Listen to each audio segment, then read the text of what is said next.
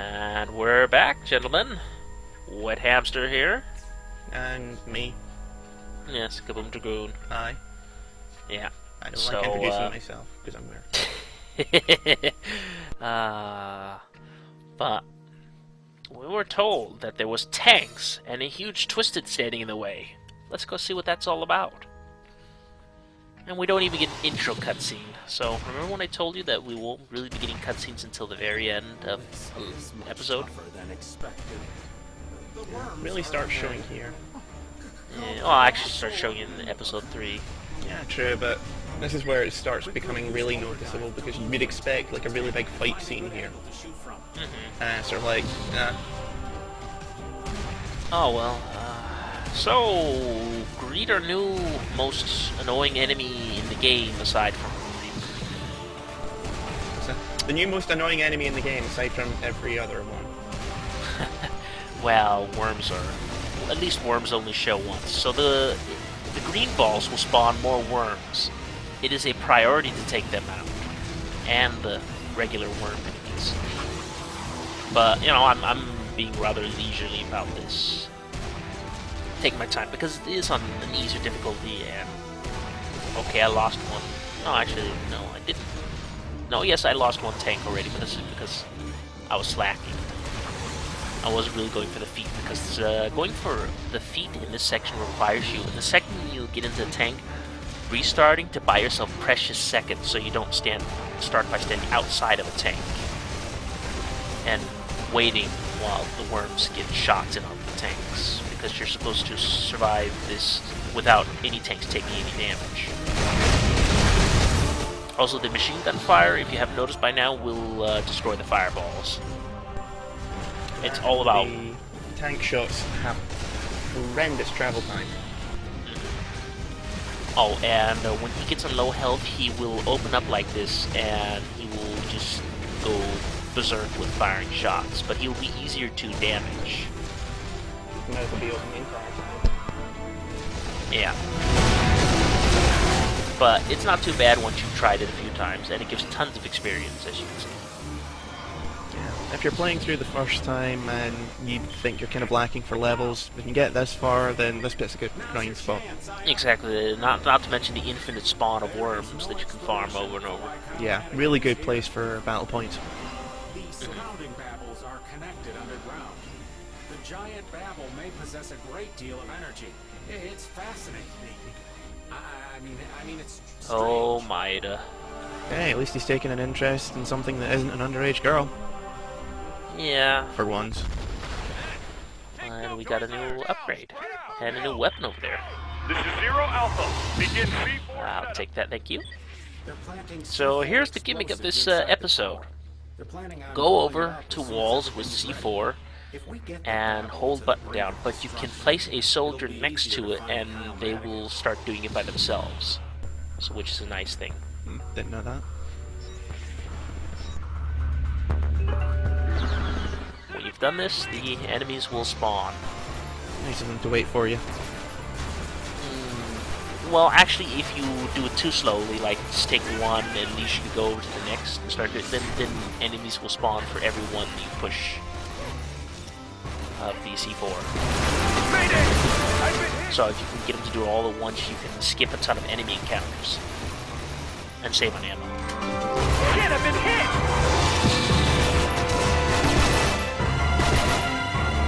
I hate unupgraded shotguns; they do nothing.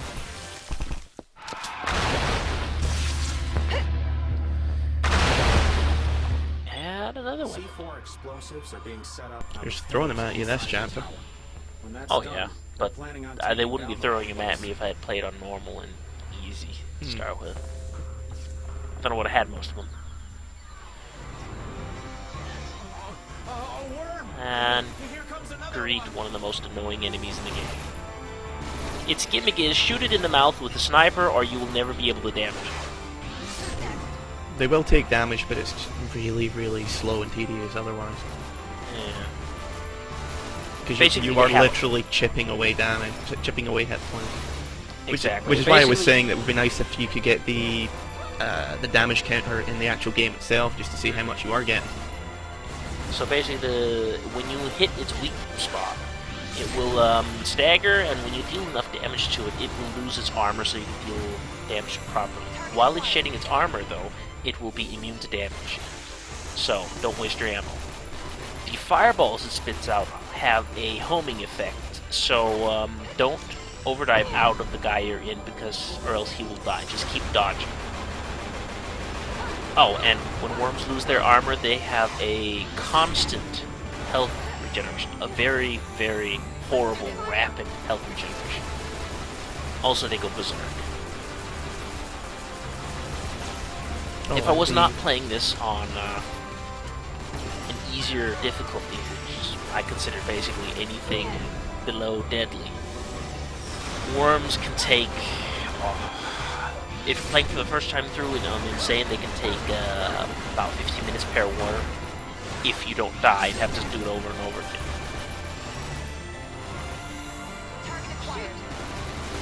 And that's exactly why I wanted the Liberation gun. And preferably a satellite cannon as well. Unfortunately, we've seen the last of that. Yeah. And he just nearly didn't hit me. So, gonna push on the C4. And more worms. This time a lot of them. Yeah. How do you survive this? A tank. I was trying to get the flavor. 42. Good I name. was trying to, yeah, he says it there. But if I had not jumped into it, the tank already, he would have said that the gunner in that tank is still alive. He died to him as a hint. Take out any of our own men. If only we could use overdrive to bring them to safety. I know he's trying to hint towards something, but it doesn't work out. You overdive out of the tank and try to put them to safety, they're going to die anyways. The worms are just going to chase them down. Safety through superior firepower. Yep. Or safety through friendly fire in some cases. It's only friendly when it's headed away from you. Worms can be particularly annoying to hit in this section. Yeah. It's But it's not tar- like they can get you. Like I said, the travel time on the tank shells makes things a little bit Well, difficult. it's more to- that you can't see what you're aiming at, and you just have a general vague idea. There's an enemy here, I'm not sure if I'm aiming too high or too low. See, I found that the travel time on the tank shells meant that the worms had, by the time I fired, the worms had already moved out of the way, and they can be they can be quite unpredictable when they're thrashing around. I've never really had that problem with the worms when I'm in the tank. It's just more that there's a lot that can get away in the way of your shots when you're trying to shoot through all those beams. I just must have been incredibly unlucky then. Oh well. So we're looking around. Hey! Generic stairs that'll be used several places in this episode. Were you using assets? Never.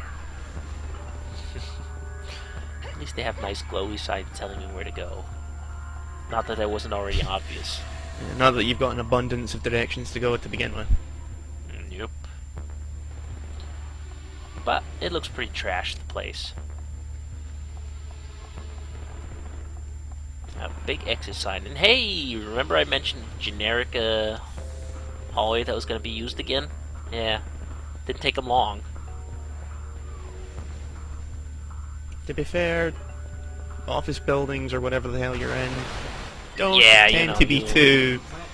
You basically, with buildings in general, you just copy and paste the structure because it's easier to do so when designing the architecture for it. Yeah. So Uh, for people there who is- come with arguments saying that when people should craft their games, every single hallway and door and room should be completely unique and handcrafted. The problem is when buildings in real life are copy and pasted too, so Well, there's that horrible argument that, games shouldn't be like real life to begin with. Take that how you will. but yet they're still complaining that it's real life is where nothing has been copied and pasted at all. And it should be like real life. So they're basically contradicting themselves. But that's a little bit of controversy in its own. I was hoping I'd get defeat here for letting no barriers get destroyed, but I think one got destroyed. Yeah. It's kind of a random thing to have, really. Well, not really. I'm able to do it rather frequently because I basically know how to do this. No, I mean having the feat be don't let any barriers be destroyed. I mean, there's a lot of them, but it's kind of like, you know, by that point it seems like they were running out of ideas for feats. Wow. In general, they were running out of time and money for the game anyways at this point because they only got the budget for a cell phone game and they made a PSP game instead. Yeah, there's that. Doesn't excuse the story though. Nothing excuses the story except for binge drinking. Unfortunately, I'm not an alcoholic. No, I'm telling you, and then we'll do this. It'll be brilliant! Oh man, I really need something cheesy right now. So I decided to say screw that one enemy, I'm just gonna go arm the C4. And I love the Liberation handgun because it just randomly sometimes hits their critical point. You know, it's basically a shotgun in pistol form. Yeah. You can A escape masher. from there. We still Yeah, don't someone's know been where playing Kyle Borderlands. Flanagan is. Hey, I love that game, what can I say? Upstairs. Head to the elevators. So, taking a quick look around. Again, this office complex, not really too interesting. Well, there's a couple interesting parts, but that's, you know, when you get later, you know, higher up into the tower. We need a medevac! And the brilliant idea that Aya has is to use the elevator in a building that's falling apart. And being attacked. Mm-hmm. Our heroine, ladies and gentlemen. Well, to be fair, Maida told her to do it. Convinced her it was a good idea. Yeah, that's not much better. No, it isn't. The elevators don't seem to be. Really? There's fighting on They have an interesting touch where they actually, the people who have not been absorbed by the twisted are in body banks in the corner there. I kind of like that touch. Please respond! Please respond!